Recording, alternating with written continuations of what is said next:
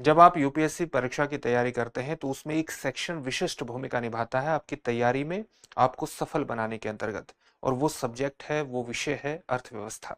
क्यों इंपॉर्टेंट है अर्थव्यवस्था? न केवल प्रारंभिक परीक्षा में उससे महत्वपूर्ण प्रश्न पूछे जाते हैं, अच्छी संख्या में प्रश्न पूछे जाते हैं, बल्कि मुख्य परीक्षा के प्रश्न पत्र 3 में भी इसकी विशिष्ट भूमिका होती है। सबसे ज्यादा प्रश्न अर्थव्यवस्था से ही आते हैं, जबकि अर्थव्यवस्था की समझ के आधार पर आप व्यापक तौर से अपनी मुख्य परीक्षा की तैयारी को बल प्रदान कर सकते हैं, बल्कि इंटरव्यू में भी इसकी विशिष्ट भूमिका होती है। इसलिए अर्थव्यवस्था के सेक्शन पर पकड़ होना आपके लिए बेहद जरूरी है। और इसी को ध्यान में रखते हुए हम प्रोग्राम लेकर के आते हैं आपके सामने, इकोनॉमी दिस वीक। इस प्रोग्राम में हम पिछले एक सप्ताह की सभी महत्वपूर्ण अर्थव्यवस्था से जुड़ी हुई खबरों पर आपके साथ बात करते हैं, कॉन्सेप्ट को ध्यान में रखते हुए बात करते हैं, अवधारणाओं को ध्यान में रखते हुए बात करते हैं, ताकि आपकी सब्जेक्ट पर एक अवधारणात्मक समझ बेहतर हो सके, जिसका प्रयोग आप अपनी प्रारंभिक परीक्षा, मुख्य परीक्षा दोनों ही स्तरों पर कर सके। तो चलिए आज के प्रोग्राम की शुरुआत करते हैं और सबसे पहली खबर को देखते हैं। आप जानते हैं कि आरबीआई ने हाल ही में अपनी रेपो रेट में कटौती कर दी है, और ये कटौती लगातार तीसरी बार हुई है, और इसलिए विशेष रूप से आपके लिए महत्वपूर्ण हो जाती है। न केवल रेपो रेट में कटौती एमपीसी द्वारा यानी मॉनेटरी पॉलिसी कमेटी द्वारा की गई है, बल्कि आरबीआई के द्वारा अपने कैश रिजर्व रेशो यानी सीआरआर में भी बड़ा बदलाव किया गया है। 100 आधार अंक की कटौती यानी 1% की कटौती वहां पर आपको देखने को मिलेगी, जिससे बैंकों के पास अतिरिक्त 2.5 लाख करोड़ रुपए का कैश होगा, या आप कह सकते हैं नकदी होगी, जिसे वो अन्य उद्योगों के लिए दे सकती है, स्टार्टअप के लिए दे सकती है, अन्य जो डेवलपमेंटल वर्क है उसको दे सकती है। और ये सीधे तौर पर बताता है कि आरबीआई के द्वारा जो निर्णय लिया गया है, ये बाजार में मुद्रा के प्रवाह को बढ़ाने के अंतर्गत लिया गया है। और अगर बाजार में मुद्रा के प्रवाह को आरबीआई बढ़ाना चाहता है, तो सीधे तौर पर आर्थिक विकास को आरबीआई बढ़ाना चाहता है, यानी कहीं ना कहीं जो महंगाई दर है वो नियोजित है, वो ठीक तरीके से कंट्रोल में है, नियंत्रण में है, और इसलिए आर्थिक विकास को बढ़ावा देने में आरबीआई अपनी मौद्रिक नीति के माध्यम से एक भूमिका स्थापित कर रहा है। इस पूरे निर्णय का यही मतलब है। तो चलिए जान लेते हैं इस पूरे टॉपिक को। आरबीआई ने रेपो रेट में कटौती की है, न केवल रेपो रेट में कटौती की है, बल्कि अपने सीआरआर कैश रिजर्व रेशो के अंतर्गत भी उसने बड़ी कटौती की है। और जब हम सीआरआर की बात करते हैं, तो आरबीआई क्या करता है कि बाजार में मुद्रा के प्रवाह को बनाए रखने के लिए, कम करने के लिए, ज्यादा करने के लिए कई तरह के इंस्ट्रूमेंट का प्रयोग करता है, कई तरह के साधनों का प्रयोग करता है। उसमें एक रेपो रेट है। रेपो रेट क्या है? जिस रेट पर वो अल्पावधिक ऋण प्रदान करता है, जो हमारे कमर्शियल बैंक्स होते हैं, और फिर कमर्शियल बैंक आगे लोन के रूप में जो भी पैसा दिया जाता है उसी के आधार पर अपने रेट को निर्धारित करते हैं। अगर रेपो रेट कम हो जाता है तो ये भी आगे अपने उधार जो दर है उसको घटा देते हैं।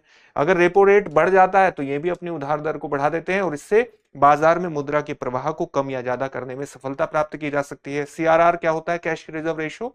जैसे वाणिज्यिक बैंकों को अपने कुल जमा का एक निश्चित प्रतिशत आरबीआई के पास रखना पड़ता है, ताकि किसी भी प्रकार की आकस्मिकता, अगर इमरजेंसी खड़ी होती है, तो ऐसा ना हो कि वाणिज्यिक बैंक बिल्कुल धराशायी हो जाए, बिल्कुल उसका चौपट हो जाए, बिल्कुल वो कोलैप्स कर जाए। इसलिए टोटल जमा राशि का एक निश्चित प्रतिशत उसे रखना पड़ता है, उसे आरक्षित रखना पड़ता है। इसलिए इसको कहते हैं कैश रिजर्व रेशो, ताकि किसी भी तरह की आकस्मिकता से, किसी भी तरह की इमरजेंसी से निपटा जा सके।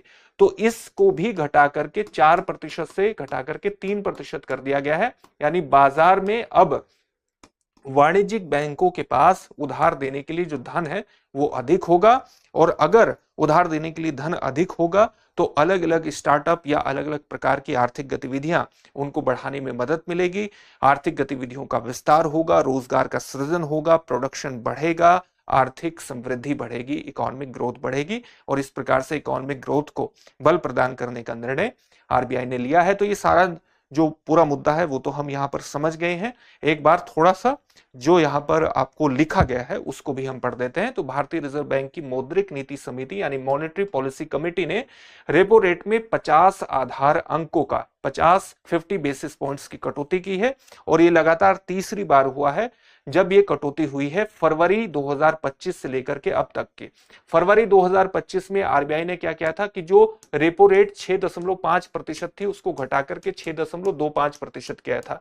फिर अप्रैल 2025 में क्या हुआ, 6.25% से घटा करके इसको 6% कर दिया गया। अब क्या हुआ है, 50 बेसिस पॉइंट की कमी हुई है, यानी इसको 5.5% पर आरबीआई लेकर के आया है और बाजार में मुद्रा का प्रवाह इसके माध्यम से बढ़ा देगा। और इसका एक लक्ष्य, आरबीआई का कहना यह भी है कि जो महंगाई है वो 4% का जो उसका लक्ष्य निर्धारित हुआ है, 4 ± 2, यानी 6% से ऊपर नहीं जानी चाहिए और 2% से नीचे महंगाई नहीं जानी चाहिए। तो 4% के लक्ष्य से नीचे है। टोटल क्या है, एक फंडामेंटल लक्ष्य है 4% का। अब ये 4% से महंगाई अगर नीचे चली गई है तो आरबीआई ये समझता है कि अब वो आर्थिक विकास को, आर्थिक इकोनॉमिक ग्रोथ को बढ़ावा देने के लिए कदम उठा सकता है। और इसी के कारण ये जो कटौती की आरबीआई ने वो संभव हो पाई है। कैश रिजर्व रेशो में 100 बेसिस पॉइंट की कमी हुई है, यानी 1% कैश रिजर्व रेशो कम हुआ है। रेपो रेट घटा करके 5.50% किया गया है, 50 बेसिस पॉइंट की कटौती। सीआरआर घटा कर 3% किया गया है, जिससे बैंकों के पास 2.5 लाख करोड़ रुपए की अतिरिक्त धनराशि आएगी। इस प्रकार से हम देख सकते हैं कि जो मौद्रिक नीति का रुख है कहीं ना कहीं वो अकोमोडेटिव से न्यूट्रल कर दिया गया है। इसका सीधा सा मतलब है कि ये जो अकोमोडेटिव रुख है, अकोमोडेटिव रुख का सीधा सा मतलब है कि आरबीआई आर्थिक गतिविधियों को भी उतनी ही तवज्जो दे रहा है जितना महंगाई को नियंत्रित करने के अंतर्गत। और जब हम अकोमोडेटिव नीति के बारे में बात करते हैं तो आरबीआई क्या करता है, आरबीआई जो अपने रेपो रेट होता है उसमें उसको उतना ही रख सकता है या उसको आप कम भी कर सकता है। और जब हम न्यूट्रल की बात कर देते हैं तो न्यूट्रल का सीधा सा मतलब है कि आरबीआई भविष्य में जो रेपो रेट है, ऐसा संभव है कि न्यूट्रल करने पर आरबीआई किसी प्रकार का रेपो रेट में बदलाव ना करे। इस प्रकार की संभावना हो सकता है, या जो चीजें चल रही हैं उसको उसी रूप में आगे बढ़ाता रहे। 2025-26 के लिए महंगाई यानी कंज्यूमर प्राइस इंडेक्स का जो अनुमान है वो 4% से घटा करके 3.7% कर दिया गया है, जिससे आरबीआई को लगता है कि अब महंगाई नियंत्रण में है और वो आर्थिक विकास को बढ़ावा दे सकता है। जीडीपी वृद्धि अनुमान की बात करें तो 6.5% पर आरबीआई ने इसको रखा है। आरबीआई ने पहले अनुमान लगाया था कि 6.7% की उसकी ये वृद्धि रहने वाली है, लेकिन अप्रैल 2025 में उसने कहा कि 6.5% की जीडीपी वृद्धि दर उसकी रह सकती है 2024-25 में, फाइनेंशियल ईयर 2025-26 में, माफ कीजिएगा 2025-26 का फाइनेंशियल ईयर चल रहा है, तो उसके जीडीपी वृद्धि का अनुमान है 6.5% का, वो रह सकती है। अर्थव्यवस्था पर इसका किस प्रकार का प्रभाव होगा, जो आरबीआई ने ये कदम उठाए हैं, उधारकर्ताओं को राहत मिलेगी, क्योंकि जैसा कि आपको बताया कि वाणिज्यिक बैंक अपने उधार दरों में भी परिवर्तन कर सकते हैं, उनको भी कम कर सकते हैं। तो होम लोन, पर्सनल लोन की जो ईएमआई है उसमें आप मानिए कि 50 बेसिस पॉइंट्स की अगर कमी होती है तो आपकी 1 लाख की ईएमआई पर प्रति लाख आपको 800 रुपए से 1200 रुपए तक की ईएमआई जो आपका मंथली इंस्टॉलमेंट है वो कम हो सकता है।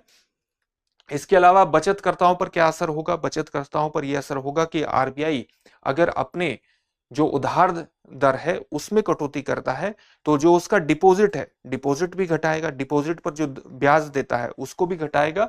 तो बैंक डिपॉजिट पर अगर ब्याज दरें घटेंगी तो बचत पर जो रिटर्न है वो कम हो जाएगा। तो आपकी जो बचत है और उस पर जो आप लाभ प्राप्त करते हैं, रिटर्न प्राप्त करते हैं, वो कम हो सकता है। इसके अलावा बॉन्ड मार्केट को फायदा होगा, क्योंकि अगर ब्याज दरें कम हो गई हैं तो लोग क्या करेंगे, जो पुराने बॉन्ड हैं उनको खरीदने का ज्यादा से ज्यादा प्रयास करेंगे। इससे बॉन्ड मार्केट में उछाल आ सकता है, बॉन्ड की कीमतें बढ़ सकती हैं। लेकिन बॉन्ड की जब ये कीमतें बढ़ती हैं तो उसका यील्ड कम हो जाता है। जो सरकारी बॉन्ड है, मान लिया कोई सरकारी बॉन्ड है 100 रुपए का और इसकी डिमांड बहुत ज्यादा हो जाती है और डिमांड बढ़ने से इसका जो रेट है वो 110 हो जाता है। और 110 में अगर किसी को ये बेच भी दिया तो टोटल इसकी जो वैल्यू है तो वो तो 100 की 100 ही रहेगी, क्योंकि उसकी वैल्यू, जो सरकारी बॉन्ड की जो वैल्यू है वो तो 100 की 100 रहेगी, भले ही आपने मार्केट में किसी व्यक्ति को ये 110 रुपए में बेच दिया हो। यहां पर सवाल ये उठता है कि ये 110 रुपए में इसको खरीदेगा क्यों, क्योंकि इसको तो 10 रुपए का कहीं ना कहीं 10 रुपए का नुकसान ही हो रहा है। तो ये खरीदता क्यों है, खरीदता इसलिए है क्योंकि बॉन्ड एक ऐसी चीज है जिस पर आपको लगातार ब्याज की प्राप्ति होती है।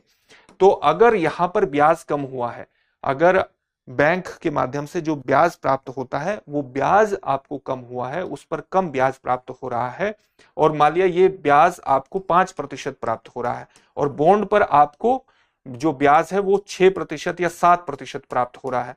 तो इसके माध्यम से आप लगातार ब्याज भी प्राप्त कर रहे हैं और जब मैच्योरिटी अवधि के बाद इसका 100 भी आप प्राप्त कर लेंगे तो ये एक स्थायी आय का स्रोत माना जाता है। इसलिए व्यक्ति इसकी बढ़ी हुई कीमतों पर भी इसको सामान्यतः खरीद लेते हैं। लेकिन जब इसकी कीमतें बढ़ती हैं तो यील्ड थोड़ा कम हो जाता है, क्योंकि आपने देखा कि 10 रुपए का यहां पर घाटा भी हो रहा है। तो बॉन्ड मार्केट को फायदा हो सकता है। बैंकिंग प्रणाली की जो लिक्विडिटी है, अगर उसके बारे में बात करें तो सीआरआर में कटौती से बैंकों को अधिक उधार देने की क्षमता हासिल हो जाएगी, क्योंकि बैंकों के पास अतिरिक्त धन सृजित हो जाएगा। जैसा कि अभी हमने देखा कि सीआरआर के 3% आने पर बैंकों के पास लगभग 2.5 लाख करोड़ रुपए का अधिक धन आ सकता है, जिसका इस्तेमाल वो लोन देने में कर सकते हैं। आर्थिक गतिविधियों का विस्तार हो सकता है। अगली खबर की तरफ बढ़ते हैं। अगली खबर हमारी भारत अमेरिका व्यापार टैरिफ विवाद से जुड़ी हुई है। हाल ही में organisation for economic cooperation and development, आर्थिक सहयोग और विकास संगठन ने यह कहा है कि वैश्विक आर्थिक मंदी की आ सकती है। वैश्विक आर्थिक मंदी की ओईसीडी ने भविष्यवाणी की है। ओईसीडी की गठन कब हुआ था? 1961 में हुआ था। और ओईसीडी में सामान्यतः कितने देश हैं? 38 देश इसमें है। तो इस संगठन ने कहा है कि जल्द ही विश्व जो है वो आर्थिक मंदी से गुजर सकता है, और विशेष रूप से इसलिए क्योंकि ट्रंप द्वारा जो नए टैरिफ घोषित किए जा रहे हैं, इसका विश्व के व्यापार पर बहुत ही गहरा असर पड़ सकता है। और गहरा असर पड़ने का परिणाम यह हो सकता है कि विश्व आर्थिक मंदी की तरफ जाए, क्योंकि अमेरिका अकेले ही $30 ट्रिलियन, लगभग $30 ट्रिलियन की अर्थव्यवस्था है, जो अपने आप में एक बहुत बड़ी वैल्यू को प्रदर्शित करता है। विश्व की सबसे बड़ी इकोनॉमी है। अगर वो, उसका मुखिया, उसके प्रेसिडेंट दुनिया भर के देशों पर टैरिफ लगाते हैं तो इससे दुनिया भर की अर्थव्यवस्था में एक हलचल पैदा होगी और विश्व आर्थिक मंदी के चौराहे पर जा सकता है। भारत इस मंदी से अछूता रह सकता है, रहने की उसकी उम्मीद है। और ओईसीडी का कहना है कि फाइनेंशियल ईयर 26 यानी 2025-26 में जो ग्रोथ है वो 6.3% और फाइनेंशियल ईयर 27 में भारत की जो ग्रोथ है वो 6.4% रह सकती है।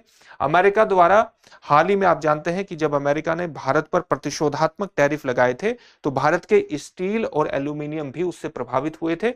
और जब भारत का स्टील और एल्यूमिनियम सेक्टर उससे प्रभावित हुआ था तो भारत ने अमेरिका द्वारा लगाए गए इस टैरिफ को डब्ल्यूटीओ में चुनौती दी थी। अब डब्ल्यूटीओ में जो चुनौती भारत ने अमेरिका के इस टैरिफ को दी थी, उस चुनौती को अमेरिका कह रहा है कि इस चुनौती का कोई मतलब नहीं है और उस चुनौती को अमेरिका खारिज करता है। भारत और अमेरिका व्यापार समझौते की जल्द ही संभावना है। यानी इस तरह के मुद्दे उभर रहे हैं कि भारत डब्ल्यूटीओ में भी अमेरिका के खिलाफ गया है। और इस संदर्भ में जो भारत और अमेरिका के बीच व्यापार समझौता है वो विशेष रूप से महत्वपूर्ण हो जाता है, क्योंकि अगर व्यापार समझौता हो जाता है तो इस प्रकार के विवाद समाप्त हो सकते हैं। भारत और यूरोपीय संघ के बीच भी व्यापार समझौते पर वार्ता तेजी से चल रही है और लगभग 20 में से 8 मुद्दों पर सहमति बन चुकी है। इस प्रकार से आप देख सकते हैं कि अमेरिका द्वारा जो अलग अलग देशों पर टैरिफ लगाए गए हैं उससे अलग अलग देशों के सामने कई प्रकार की समस्याएं खड़ी हुई हैं। इसमें भारत भी डब्ल्यूटीओ के पास गया है कई मुद्दों को लेकर के कि इन मुद्दों को सुलझाए जाने की आवश्यकता है, जिनको अमेरिका खारिज करता है। किन आधारों पर खारिज करता है अभी हम जानने का प्रयास करेंगे। लेकिन अगर व्यापार में इस प्रकार के व्यवधान पैदा होते हैं तो इसका एक समाधान इस तरह से निकलता है कि अगर भारत और अमेरिका के बीच व्यापार समझौता हो जाता है तो हम इस प्रकार के विवादों से बाहर निकल सकते हैं। सबसे पहले जो विवाद है उसको देख लेते हैं। भारत ने 9 मई को विश्व व्यापार संगठन में एक औपचारिक दस्तावेज दाखिल करते हुए अमेरिका के स्टील और एल्यूमिनियम पर लगाए गए टैरिफ को सुरक्षात्मक उपाय, सेफगार्ड मेजर्स करार दिया था। और यह कहा था कि अमेरिका अपने यहां पर आयात जो कर रहा है उस पर टैरिफ इसलिए लगा रहा है क्योंकि वो अपने आप को, अपने उत्पादों को सुरक्षित करना चाहता है। सेफगार्ड मेजर्स के रूप में वो टैरिफ का इस्तेमाल कर रहा है। भारत का डब्ल्यूटीओ में तर्क था। इस टैरिफ से भारत के 7.6 अरब मूल्य के निर्यात प्रभावित हो रहे हैं, जिन पर 1.91 अरब की ड्यूटी अमेरिका द्वारा वसूल की जा रही है। अमेरिका ने 23 मई को डब्ल्यूटीओ को यह जवाब दिया कि ये जो टैरिफ लगाए गए हैं ये ट्रेड एक्सपेंशन एक्ट 1962 के सेक्शन 232 के तहत लगाए गए हैं, जो कि राष्ट्रीय सुरक्षा के आधार पर लगाए गए टैरिफ हैं, न कि ट्रेड प्रोटेक्शन के लिए। ये जो टैरिफ लगाए गए हैं ये व्यापार को प्रोटेक्ट करने के लिए, व्यापार को सुरक्षित रखने के लिए नहीं लगाए गए हैं, बल्कि ट्रेड एक्सपेंशन एक्ट 1962 के सेक्शन 232 के तहत लगाए गए हैं, जो कि राष्ट्रीय सुरक्षा के हित में टैरिफ की बात करता है। तो कहीं ना कहीं अमेरिका ने एक बचने की कोशिश की है डब्ल्यूटीओ में। आप जानते हैं कि सीधे तौर पर ये सुरक्षात्मक उपाय के रूप में नजर आता है ये टैरिफ, लेकिन अमेरिका का डब्ल्यूटीओ में जो तर्क है वो ये है कि ये तो राष्ट्रीय सुरक्षा को ध्यान में रखते हुए लगाए गए हैं, क्योंकि 1962 के इस अधिनियम के तहत अगर कोई आयात अमेरिका की राष्ट्रीय सुरक्षा को खतरा पहुंचा रहा है तो वो उस पर टैरिफ लगा सकता है। अमेरिका का ये तर्क है। अमेरिका का ने ये भी कहा है कि भारत ने उचित प्रक्रिया का पालन नहीं किया है शिकायत के अंतर्गत, और इसलिए उसकी चुनौती जो है वो अमान्य है, उसको स्वीकार नहीं किया जा सकता। उचित प्रक्रिया की बात जब हम करते हैं तो डब्ल्यूटीओ में उचित प्रक्रिया, किस उचित प्रक्रिया का हवाला अमेरिका यहां पर दे रहा है?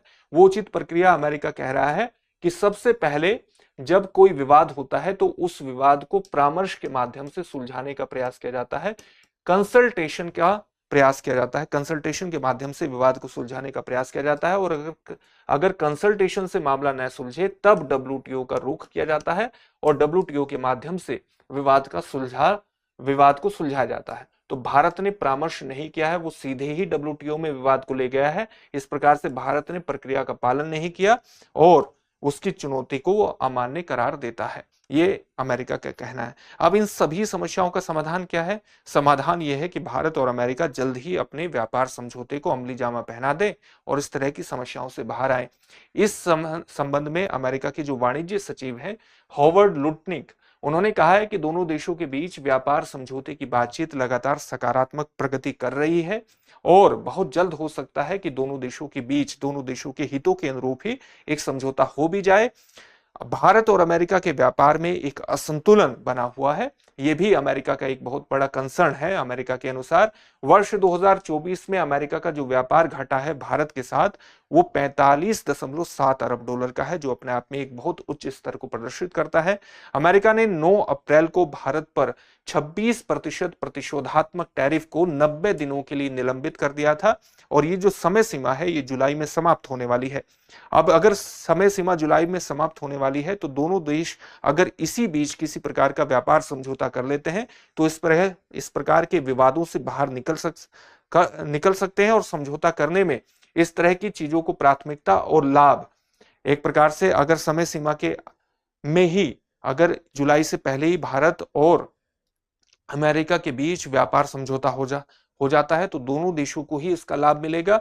भारत ने बोर्बन विस्की और हार्ले डेविडसन पर आयात शुल्क कम किया है और अमेरिका को यह संकेत दिया है कि वो सहयोग करने के लिए तैयार है। यानी एक प्रकार से जब भारत ने हार्ले डेविडसन और उसकी एक महत्वपूर्ण विस्की, बोर्बन विस्की पर अपने टैरिफ को घटाया तो उसने कहीं ना कहीं अमेरिका को यह संकेत देने का प्रयास किया है कि वो एक समझौता करने के लिए बिल्कुल तैयार है और उसकी पृष्ठभूमि के रूप में वो इस प्रकार के टैरिफ कम कर रहा है। यानी भारत ने सकारात्मक संकेत दे दिए हैं।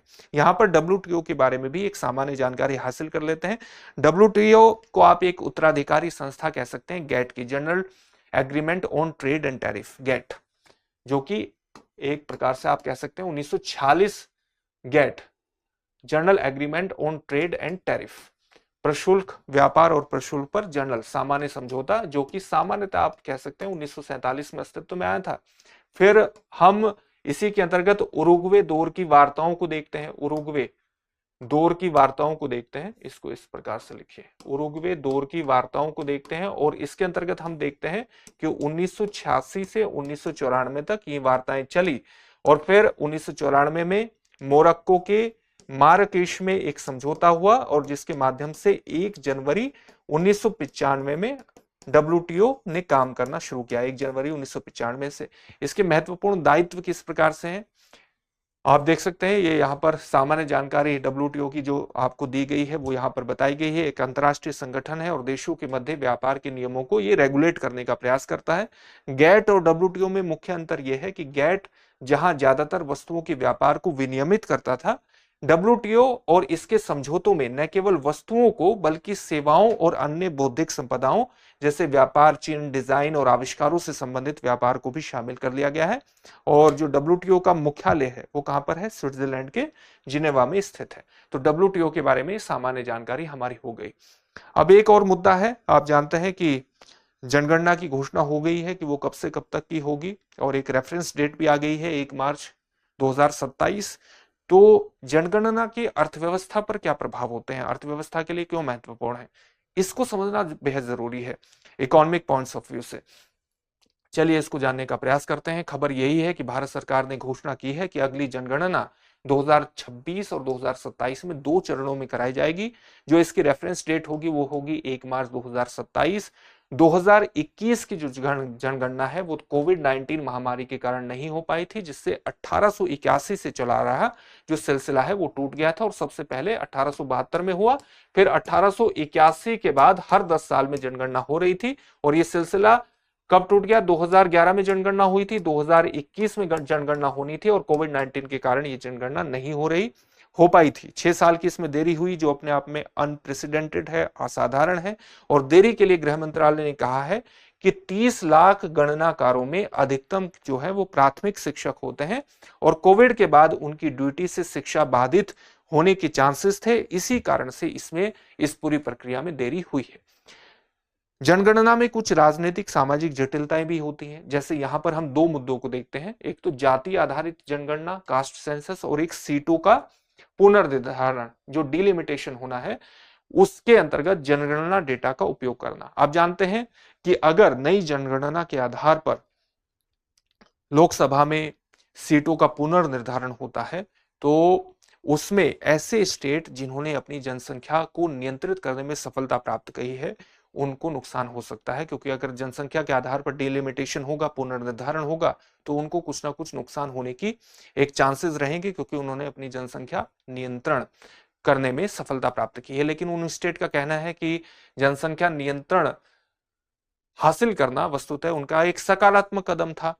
इसलिए जो स्टेट जनसंख्या नियंत्रण नहीं कर पाए उनको लोकसभा में फायदा हो सकता है और इसलिए वो विरोध कर रहे हैं कि जो हमारा डिलिमिटेशन का आधार है वो जनसंख्या नहीं होना चाहिए, बल्कि अन्य आधार या कोई एक ऐसा धरातल अपनाया जाए जो कि निष्पक्षता को सुनिश्चित करता हो। तो ये डिलिमिटेशन एक बहुत बड़ा जटिलता को प्रदर्शित कर रहा है। दक्षिण भारत की जनसंख्या नियंत्रण में सफलता के कारण उनकी लोकसभा में सीटें घट सकती हैं, जबकि उत्तर भारत को लाभ मिल सकता है। ये एक बहुत बड़ा मुद्दा है।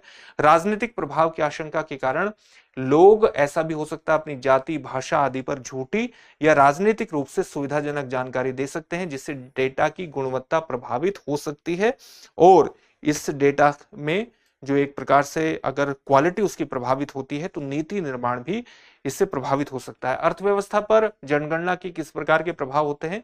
जनगणना जो है वो देश की सभी सरकारी और निजी सर्वेक्षणों का आधार होती है, जैसे चाहे शिक्षा हो, रोजगार हो, प्रवास हो, माइग्रेशन हो, परिवार हो, भाषा हो, आर्थिक स्थिति हो, विकलांगता हो। एक उदाहरण के तौर पर समझ लेते हैं। मान लिया रिटेल इन्फ्लेशन को देखिए, खुदरा मुद्रास्फीति को देखिए, उसको मापने वाला उपभोक्ता मूल्य सूचकांक सीपीआई की जो वेटिंग संरचना है वो उपभोग सर्वेक्षणों पर आधारित है। मान लिया सीपीआई है और सीपीआई में अलग अलग चीजों का अलग अलग क्या है? वेट है, अलग अलग वेटेज है। मान लिया खाने पीने की वस्तुओं का अलग वेट है और अन्य चीजों का अलग वेट है। सीपीआई में अगर खाने पीने की वस्तुओं का वेट 40 या 46% है तो इसका सीधा सा मतलब है कि लोग ज्यादातर खाने पीने की चीजों पर खर्च करते हैं और इसलिए जब हम सीपीआई मापते हैं, कंज्यूमर प्राइस इंडेक्स को मापते हैं, तो उसमें खाने पीने की चीजों को ज्यादा वेटेज देते हैं, क्योंकि लोगों की उपभोक्ता आदत यह है कि वो खाने पीने की चीजों पर ज्यादा खर्च करते हैं। तो ये उपभोग सर्वेक्षणों पर निर्भर होता है सीपीआई। और जो ये उपभोग सर्वेक्षण है ये अपने आप में जनगणना डेटा का प्रयोग करता है।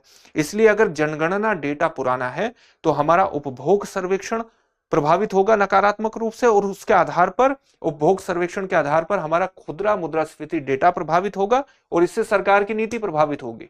यदि उपभोग व्यवहार समय के साथ बदल जाए और पुराना डेटा उपयोग के कारण ही ना रहे तो पूरा गलत दिशा में नीति निर्माण सरकार का हो सकता है। जैसे सरकार को अगर उपभोग पैटर्न बदल रहा है, खाने पीने की चीजों पर लोग अब कम खर्च कर रहे हैं, दूसरी चीजों पर कम खर्च कर रहे हैं। तो सीपीआई में अगर उसका वेट आपने नहीं परिवर्तित किया है तो आपके पास गलत जानकारी होगी और आरबीआई गलत निर्णय उठा सकता है। ब्याज दरों को कम करना है तो बढ़ा सकता है और बढ़ाना है तो कम कर सकता है।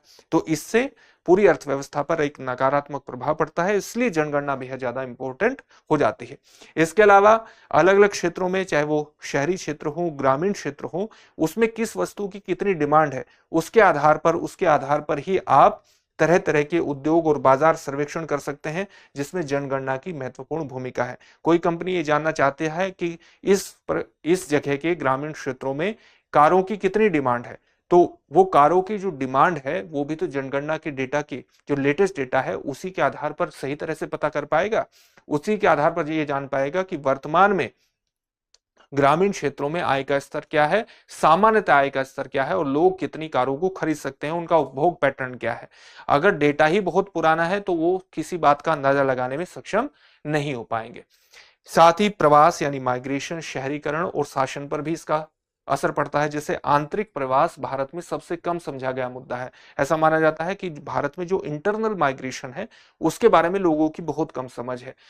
भारत में कुल प्रवास का जो 62% है वो जिला स्तर के भीतर होता है, यानी एक जिले के भीतर ही माइग्रेशन होता रहता है 62%, और 26% जिला स्तर के बीच होता है, यानी इंटर डिस्ट्रिक्ट 2 या 2 से अधिक जिलों के बीच माइग्रेशन होता है। केवल 12% ही राज्य से राज्य में माइग्रेशन होता है। तो ये प्रवास का जो आंकड़ा है ये बेहद पुराना है। 48% प्रवास ग्रामीण से ग्रामीण क्षेत्रों के बीच, जबकि शहरी से शहरी प्रवास भी धीरे धीरे तेजी से बढ़ रहा है। 2011 की जनगणना के आधार पर बनी धारणा अब पुरानी हो चुकी है। ये पुरानी धारणा है, हो सकता है इसमें बहुत बड़े स्तर पर परिवर्तन हुआ है। जिस प्रकार से हम आर्थिक सर्वेक्षण की स्थिति देखते हैं तो आर्थिक सर्वेक्षण में ये बात निकल करके आ रही है कि भारत में जो इंटरनल माइग्रेशन है अलग अलग राज्यों के बीच वो बहुत तेजी से बढ़ रहा है।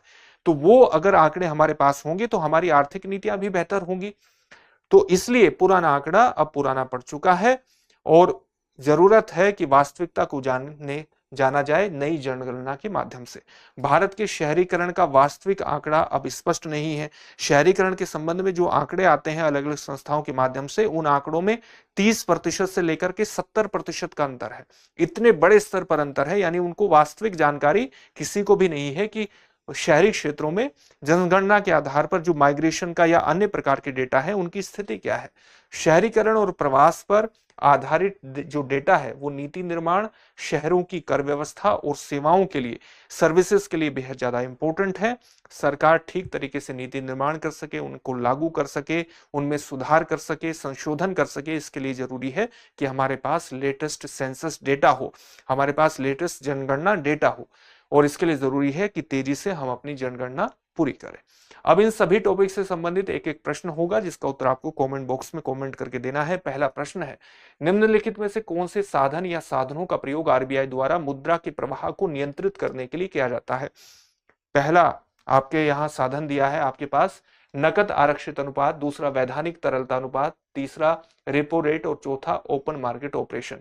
यह है CRR, यह है SLR, यह है रेपो रेट और यह है open market operation, open market OMO। Option आपके सामने है, ऑप्शन ए केवल 1 और 3, ऑप्शन बी केवल 2 और 4, ऑप्शन सी केवल 2, 3 और 4, ऑप्शन डी 1, 2, 3, 4 सभी। अगला प्रश्न क्या है? अगला प्रश्न है वर्ष 2024 में अमेरिका का भारत के साथ व्यापार घाटा कितना रहा है।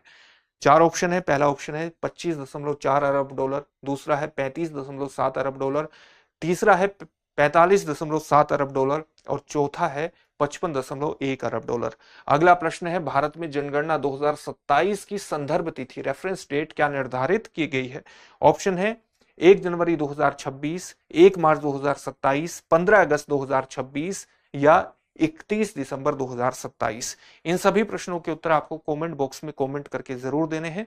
फिर से एक नए सेशन में आपसे मुलाकात होगी। धन्यवाद।